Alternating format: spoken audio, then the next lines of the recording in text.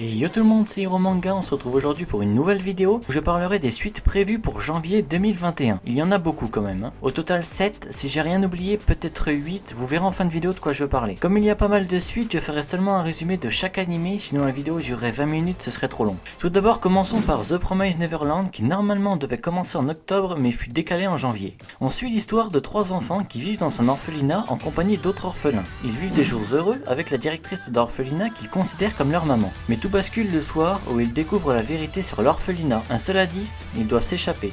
Question de vie ou de mort. La saison 1 date de janvier 2019 et est disponible sur Wakanim.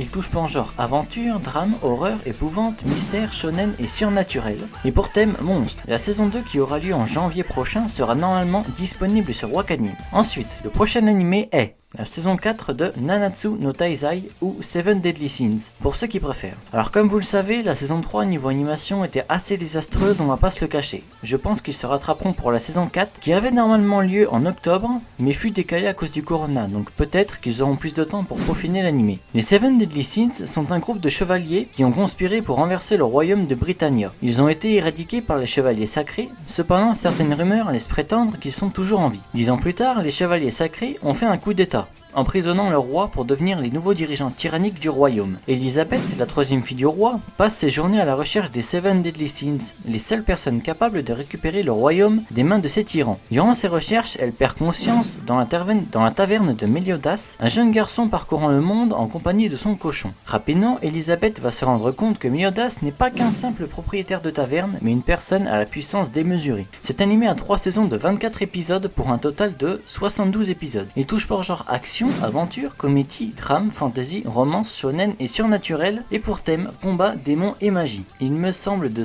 souvenir que Netflix a les 3 saisons plus le film Prisoners of the Sky dans leur catalogue. Prochain animé, la saison 3 de Non Biyori, donc un animé plutôt tranquille sans prise de tête. Otaru Ichijo est écolière à Tokyo lorsqu'un jour ses parents lui apprennent qu'ils doivent quitter la capitale pour rejoindre un petit village campagnard au centre du pays. Une nouvelle vie s'annonce pour Otaru, jusqu'alors habituée aux grands buildings de la ville. Là-bas, elle fera la rencontre de ses camarades de classe, Natsumi, Komari, Renge et Suguru. Au total 4 élèves dans une école entière. Ça fait rêver, n'est-ce pas? Il touche pas en genre comédie, school life, seinen et slice of life. Et pour thème, amitié, école et quotidien. Il a pour l'instant 2 saisons de 12 épisodes disponibles sur Crunchyroll, plus un film qui est disponible uniquement en streaming. La deuxième saison, je pense, devrait être disponible sur Crunchyroll. Passons au prochain animé. La saison 2 de Gotobun no Hanayome. Et oui, enfin! Moi je l'attends depuis très longtemps parce que personnellement j'adore cet animé qui normalement devait avoir lieu en juillet mais n'arrêtait pas d'être décalé. Mais ça y est, la date est fixée en janvier 2021 et en plus l'animé sera entièrement terminé le jour de sa sortie. Oui, car pour ceux qui ne le savent pas, quand un animé est en cours, cela ne veut pas dire qu'il est fini. Le studio pense encore dessus. Futaro Uesugi obtient toujours les meilleures notes de son établissement. Il est cependant plutôt antisocial et insensible. Un jour, une jeune fille s'assied à sa table et lui demande d'être son tuteur. Il refuse et finissent par se disputer. Quelques heures plus tard, Uesugi reçoit un appel de sa sœur qui lui apprend que leur famille est endettée, mais qu'ils ont la possibilité de s'en sortir si Uesugi accepte un travail de tutorat pour une famille riche. Il s'avère que son élève n'est autre que Itsuki Nakano, la personne à qui il a refusé d'enseigner, ainsi que de ses 4 sœurs. Pour pouvoir régler ce gros problème de dette, il va devoir réconcilier les sœurs Nakano avec les études. Vous vous doutez que ce ne sera pas si simple. Il touche pour genre comédie, ecchi, romance, school life et shonen, et pour thème adolescence, école et harem. Il y a 12 épisodes sortis en janvier 2019 disponibles sur Crunchyroll. La saison 2 devrait normalement l'être également. Ensuite, prochain anime. Voyons désormais la saison 2 de Majutsushi Orphan, qui, d'après les informations que j'ai récoltées auprès de mon organisation secrète, vous vous doutez bien, est une version alternative de l'anime de 1998. L'histoire se déroule sur le continent de Kiel Saima, où vivent nains, dragons, humains et sorciers. Ces derniers, nés d'un lien entre dragons et humains, sont capables d'utiliser de puissants pouvoirs magiques. Krilancello est un sorcier au potentiel exceptionnel ayant été formé dans un lieu prestigieux et renommé. Mais, à la suite d'un incident impliquant l'épée magique Baltenders et l'une de ses condisciples prénommée Azali, il a tout quitté pour tenter de la sauver. Depuis lors, il se fait appeler Orphan. On n'a pas beaucoup parlé de cet animé qui pour ma part est bien aimé, j'espère qu'il aura plus de visibilité pour la saison 2. Il touche pour genre action, aventure, comédie, drame et fantasy, et pour thème arts martiaux et magie. La saison 1 est disponible sur Wakanim, elle a 13 épisodes, et la saison 2 devrait normalement être sur Wakanim également. Prochain animé, la saison 2, partie 2 de ReZero, qui, je vous le rappelle, a fini sa première partie fin septembre. Un jour, un jeune homme nommé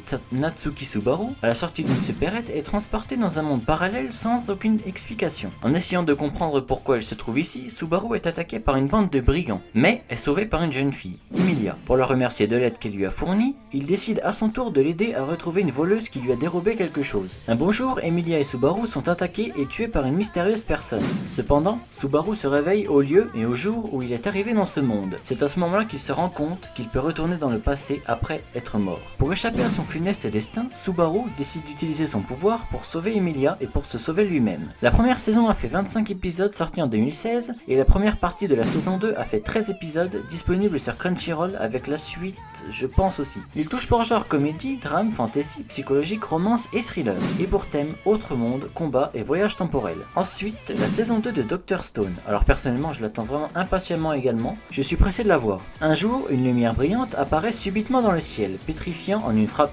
fraction de seconde l'humanité entière. Des millénaires plus tard, Taiju parvient à briser son enveloppe de pierre et découvre un monde où le genre humain a disparu de la surface de la Terre. Avec son ami Senku, un lycéen scientifique, il décide de recréer la civilisation à partir de zéro. Ce qui est génial avec cet animé, c'est que tout ce qu'ils recréent ensemble est fait en nous expliquant le fonctionnement de tout, comment tout ça est fait, etc. Pour ceux qui veulent savoir, tout ce qui est dit est vrai en fait. Les méthodes utilisées, les matériaux, etc. C'est dit à la fin de l'ending pour ceux qui veulent vérifier. La saison 1 a fait 24 épisodes disponibles sur Crunchyroll et l'animé date de juillet 2019 et touche par genre action, aventure, drame, fantastique, science-fiction et shonen. Et pour thème post-apocalyptique, scientifique et voyage temporel.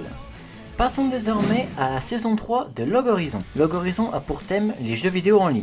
Shiroe est amateur de MMORPG. Un jour, alors qu'il joue à Elder Tales, il se retrouve piégé dans le jeu avec 30 000 autres personnes. Désormais impossible d'utiliser le bouton de logout ou de se faire tuer. Peu à peu, les joueurs perdent la volonté de jouer, comprenant qu'ils y finiront leur vie. Mais Shiroe ne veut pas abandonner. Il débute alors un voyage afin de comprendre d'où vient le problème. Cet animé a 2 saisons de 25 épisodes dispo sur Netflix et ADN, aussi bien en voix FR qu'en VF. Il touche en genre aventure, comédie, fantasy, romance, science-fiction et shonen. Et pour thème, jeux vidéo et monde virtuel.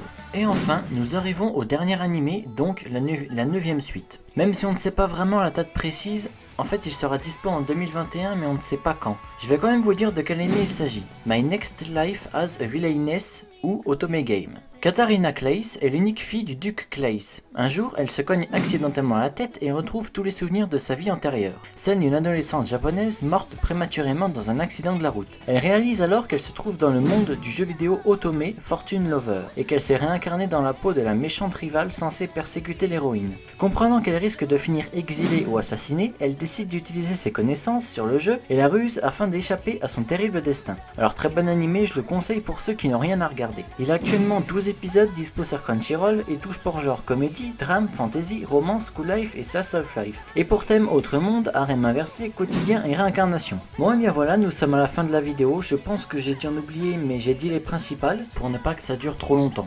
En tout cas, j'espère que la vidéo vous a plu. N'hésitez pas à liker et à vous abonner si c'est le cas. Si vous aimez ce genre de concept, dites-le moi en commentaire et je continuerai. Et je mettrai même cette fois toutes les suites pour les prochaines saisons d'avril, juillet, prochain, etc. Sur ce, moi je vous dis à la semaine prochaine pour une nouvelle vidéo.